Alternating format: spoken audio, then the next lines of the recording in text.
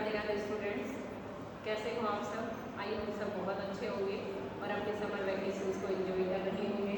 तो बेटा कल हमने क्रॉप प्रोडक्शन एंड मैनेजमेंट में पढ़ा था कि कैसे हम अपनी सोइल को प्रिपेयर करते हैं, किन किन चीज़ों से प्रिपेयर करते हैं और कैसे हम सोइंग करते हैं, मतलब बीज को उगाते हैं। आज हम पढ़ेंगे बेटा कि हम अपनी सोइल के अंदर, अपने फील्ड के अंदर क्या क्या ऐसे प्रोडक्ट, क्या क्या ऐसे सब्सटेंस डालते हैं जिनकी हेल्प से हमारी क्रॉप प्रोडक्शन इंक्रीज हो जाए। तो बेटा उसके अंदर हम सबसे पहले पढ़ते हैं मैन्योर के बारे में और फर्टिलाइजर के बारे में। तो बेटा ये दोनों ऐसे प्रोडक्ट या ऐसे मटेरियल हैं जो क्या करते हैं, हमारी सोइल की फर्टिलिटी को बढ़ाते हैं। और सोइल की फर्टिलिटी बढ़ने से बेटा क्या होता है, हमारी जो क्रॉप है उसकी जो यील्ड है वो इंक्रीज हो जाती है और अच्छी प्रोडक्शन आती है। तो बेटा सबसे पहले हम मैन्योर के बारे में पढ़ते हैं। तो बेटा मैन्योर को कैसे प्रिपेयर किया जाता है?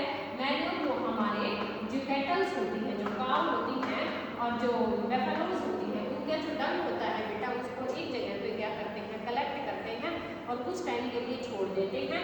कुछ टाइम के लिए छोड़ने के बाद में उसमें बहुत सारे माइक्रो ऑर्गेनिज्म, बहुत सारे डिकम्पोजर पैदा हो जाते हैं और वो क्या करते हैं कि उस मैन्योर को बहुत ही फुली प्रिपेयर्ड तैयार कर देते हैं हमारी सोइल में डालने के लिए, हमारे फील्ड में डालने के लिए। तो बेटा ये जो मैन्योर होता है ये क्या होता है, एक फर्टिलाइजर ही होता है एक तरीके का, पर लेकिन ये क्या होता है, एक नेचुरल प्रोडक्ट होता है या नेचुरल मटेरियल होता है।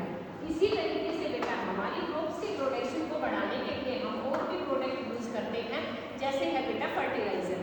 तो बेटा ये फर्टिलाइजर क्या होता है, मैन्योर के कंपैरिजन में अच्छा तो ये भी होता है, पर लेकिन मैन्योर जो होता है ये होममेड होता है, मतलब घर पे ही बनाया जाता है। और जो फर्टिलाइजर्स होते हैं, जो खाद फर्टिलाइजर खाद होते हैं, वो बेटा फैक्ट्रीज में बनाए जाते हैं या इंडस्ट्रीज में बनाए जाते हैं। किसकी हेल्प से बनाए जाते हैं बेटा? केमिकल्स की हेल्प से बनाए जाते हैं। केमिकल्स की हेल्प से क्या करते हैं, हम फर्टिलाइजर्स को प्रिपेयर करते हैं। बेटा जो मैन्योर होता है उसके अंदर जो डिकम्पोजर्स का कंटेंट होता है, जो डिकम्पोजर्स की मात्रा होती है वो बहुत ज़्यादा होती है, हायर अमाउंट में होती है।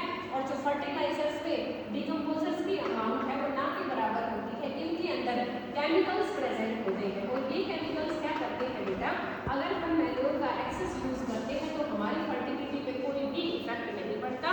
पर लेकिन हमारे फील्ड के अंदर अगर हम फर्टिलाइजर का ज़्यादा यूज करते हैं, जैसे NPK होता है बेटा, DAP होता है, वो फर्टिलाइजर के अंदर आता है और इनके ज़्यादा यूज की वजह से हमारी जो सोइल है उसकी फर्टिलिटी क्या होती है बेटा, लगातार डिक्रीज होती जाती है।